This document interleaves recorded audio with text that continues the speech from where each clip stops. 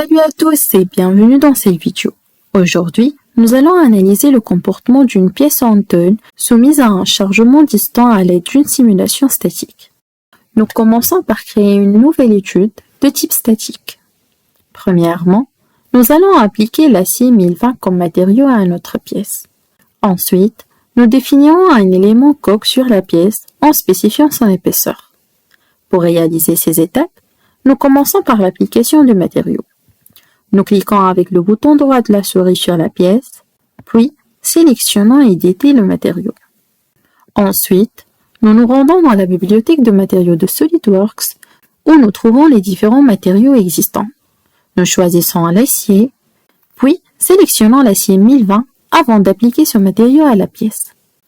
Ensuite, encore une fois, nous cliquons avec le bouton droit de la souris sur notre pièce afin de définir des coques à partir des faces sélectionnées.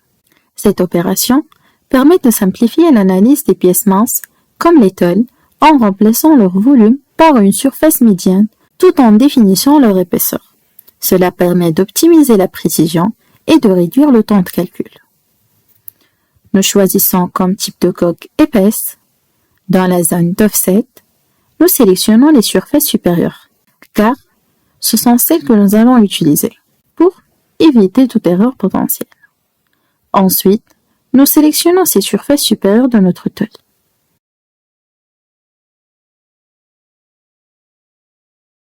SolidWorks détecte automatiquement l'épaisseur de la tôle. Toutefois, pour la vérifier, nous pouvons nous rendre dans la barre d'outils Évaluer, puis sélectionner Mesurer.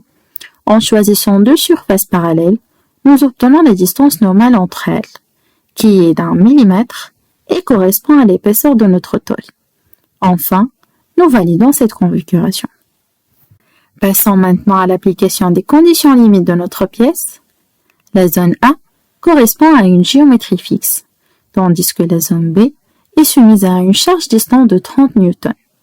Nous devons également préciser les coordonnées d'application de cette charge. Pour commencer, nous définissons les géométries fixes.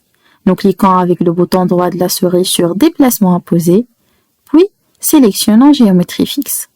Ensuite, nous sélectionnons les périmètres des trous avant de les fixer. De la même manière, nous appliquons les charges distantes. Nous cliquons avec le bouton droit sur Chargement externe, puis choisissons Remote Load, chargement à distance.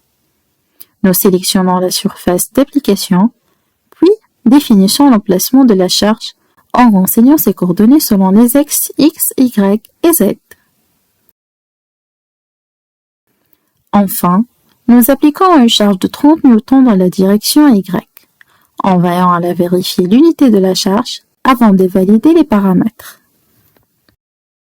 Pour la dernière étape, nous devons appliquer un maillage basé sur la courbure, avec une taille d'élément maximale de 2 mm et une taille minimale de 1 mm. Pour ce faire, nous cliquons avec le bouton droit de la souris sur Mesh, Maillage, puis sélectionnons Create Mesh, Créer un maillage. Ensuite, dans les paramètres de maillage, nous choisissons un maillage basé sur la courbure et définissons la taille maximale des éléments à 2 mm. SolidWorks ajuste alors automatiquement la taille minimale des éléments à 1 mm. Une fois ces paramètres définis, nous validons. SolidWorks alors génère ensuite un maillage adapté, convertissant notre volume en une surface médiane tout en tenant compte de l'épaisseur de la tôle, qui est définie à 1 mm.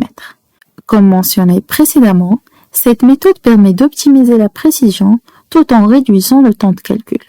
Il ne reste maintenant plus qu'à exécuter la simulation. Et voilà notre pièce après déformation. Nous pouvons observer que la contrainte maximale est de 228,458 MPa. Pour répondre à la question posée, nous cliquons avec le bouton droit de la souris dans la zone Résultats sur Stress afin d'éditer la définition. Nous choisissons ensuite une échelle réelle afin d'illustrer plus précisément les résultats. Ensuite, nous modifions l'unité en PSI. Et nous nous assurons que les résultats sont affichés avec 3 décimales. Une fois ces paramètres ajustés, nous validons. Nous obtenons alors une contrainte maximale de 33 135,66 PSI, ce qui est inférieur à la limite élastique de 59 910,62 PSI. Nous pouvons donc conclure que notre pièce fonctionne en toute sécurité sur cette charge. Cela signifie que même si la pièce subit une déformation temporaire, elle retrouvera sa forme initiale une fois la charge retirée, sans aucune déformation permanente ni dommage structurel. Merci pour votre attention. À très bientôt.